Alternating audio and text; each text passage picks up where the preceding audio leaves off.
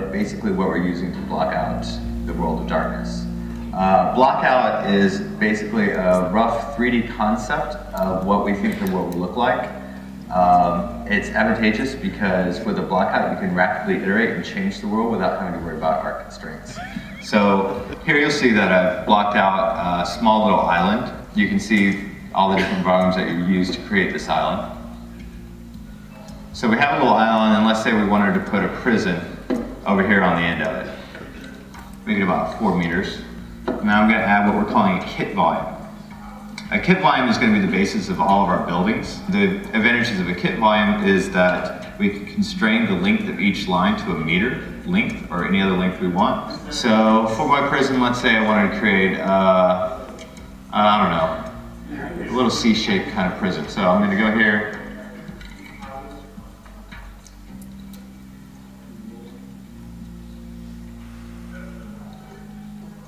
All right, so now I have the quick rough shape of my building that I want to create. So let's go back to our perspective view real quick. See where it is. Okay, I want to move it up a little bit. Put it on top. I'm going to go ahead and bake that so I can see exactly what it is we're sitting on. And baking is the process of actually creating the geometry of the object. Now I want to add some sort of gates in there, so I'm going to bring in another kit volume. I'm going to move its pivot point to one of the verts so I can easily snap it, duplicate it, powers of my gates. Let's have them go up. All right. Let's say we want to add a quick little side building. I'm going to take the same volume, duplicate it again. Bring it over to the side. I want this to be, let's just say, one little one-story out building. Another kind of volume that we're using to block out the world of darkness is what we call a mesh volume. And a mesh volume is similar to the kit volume. It works the same way, except that it's not constrained to any metric, so we can make any shape we want with it. So I'm going to bring in a mesh volume. And what I'm going to do here is I'm going to actually add a little bit of more terrain below this outbuilding so it's not hanging over the edge. Along with like snap to vert and snap to grid, we also do a snap to face. So I can hold down a modifier key and move this point and be assured that this point will slide along this cliff face and never go through it. What's nice is that I can easily quickly describe all these points, make a nice little rocky outcropping. All right, so let's bake that, see what it looks like. There you go. And using these simple volume tools, we're going to be able to lay out the entire world of darkness. The Genesis tool is a population tool which we use to rapidly generate and iterate on the building structures for World of Darkness. More specifically, the Genesis tool inputs collections of individual art assets, which we call kits, onto the volume blockouts created by our level designers. Here's a kit. It is a series of individual art assets which, when reassembled in an expected way, will form into a residential brownstone structure. What we see here is a kit building volume, which is representative of volume our level designers would create. In order to apply a population of kit assets to the buildings, artists can open a dialog box which allows them to define population instructions for the volume. Within this dialog, artists can set rules for how the art pieces will be used and can assemble a building in a variety of ways. Here I am establishing a ground floor first and populating it with venue floor art assets. Next I populate a second story residential floor with window assets. Then I can copy and paste that floor onto a third level as well and add a top trim to the population to cap off the building face. Because all of the art is populated according to artist-created rules, we can quickly test other variations or results simply by rerunning the populations. Here I rerun the populations on the residential floors. This quickly generates variation in the window population results. As a detail pass, I go back through the populations adding some trim assets and columns to the ground floor. At this point I'm pretty happy with the base results, so I move forward to copying the entire population results for the front face over to the first side. Because the population results are rules-based, the length of the side wall doesn't matter. Next I replicate that copy and paste to all the other sides of the volume, resulting in a fully populated building. Now I have a building which has been populated around all sides with population instructions that are made up of individual art assets, in a way that has art-approved variations variation automatically built in. Finally, the inevitable happens. The level designers need to change the shape of the volume.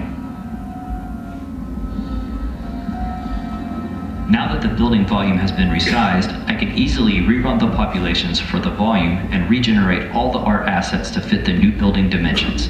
Since the population rule set is provided in a way that allows for dynamic results, our kits can be applied to any volume, shape, or size. The built-in variant probability of the art and the kits provides us with the guarantee that no two buildings will look exactly the same, but all will meet our art and architecture expectations. This is the Genesis tool at its base functionality. It allows us to quickly generate and iterate on building structures for the world of darkness. We're looking forward to showing off the full suite of its features in the near future.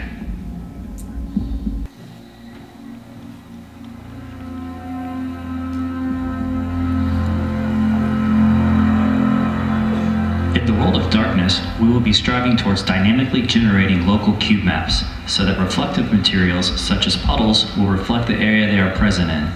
Our puddles do more than just reflect though. When we place them, they change the lighting properties of the surface underneath them, so that the area around the puddle becomes slightly darker and slightly more shiny, giving it the appearance of being wet. This happens because every surface style in our game has a wet variant, which our decals can toggle on or off per pixel. We plan to use this functionality to dynamically make the world look wet or dry in different weather conditions.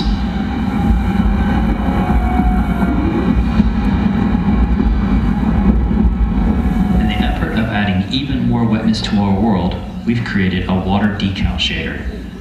This shader scrolls through a normal map, affecting only the render pass of its normal. This technique gives us the appearance of running water. Using a combination of different textures and settings, we will be able to create anything from oozing goo to fast running water.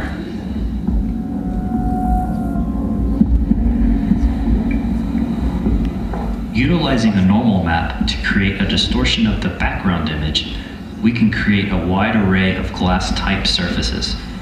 The distortion glass shader has many properties for control, such as reflection color, how much distortion there is, normal map strength, what color the glass is when you are facing it, and what color the glass is when you are looking at it from an angle.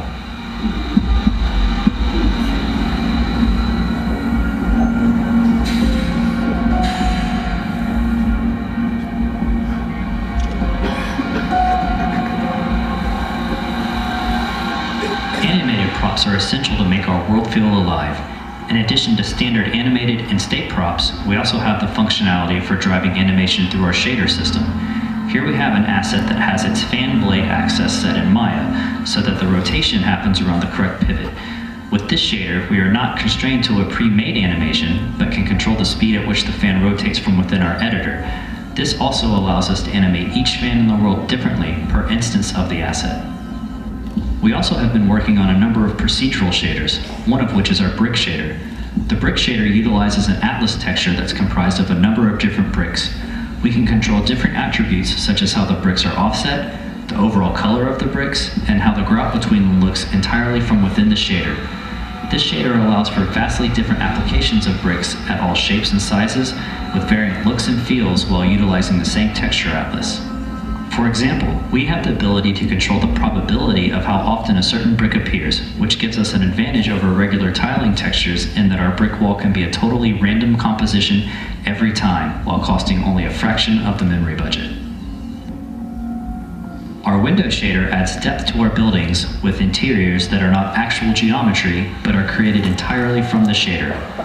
Also, across an entire building, we have the ability to set a percentage of windows that are on or off, and what percentage of the on windows can give the impression of someone inside watching a television.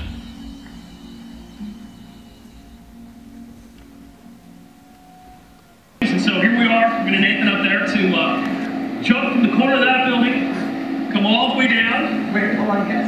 We gotta make sure that the jump distance is gonna be at least 20 meters according to design docs specifications. 20 meters. Yeah, don't worry, man, don't worry. We got this real soft area out here for you. Just make sure you hit this. Now, a couple of other things to note. When you're about halfway through your arc, we want you to go limp, right? Because we want to get that really soft, fluid motion, and do not scream. We're doing audio on this. Vampires, very stoic. Can't scream on the way down. All right? You hot? You got this? Let's do this. I'm really excited. You have no idea. Yeah. You seem pumped. Time's burning.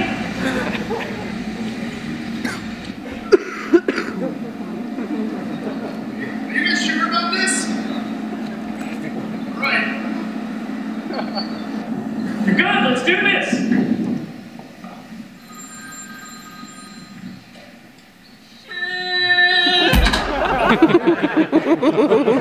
Good job. We gotta do this. We gotta do this again, though. That wasn't far enough. Hey, you were screaming, man. This guy sucks. This never worked.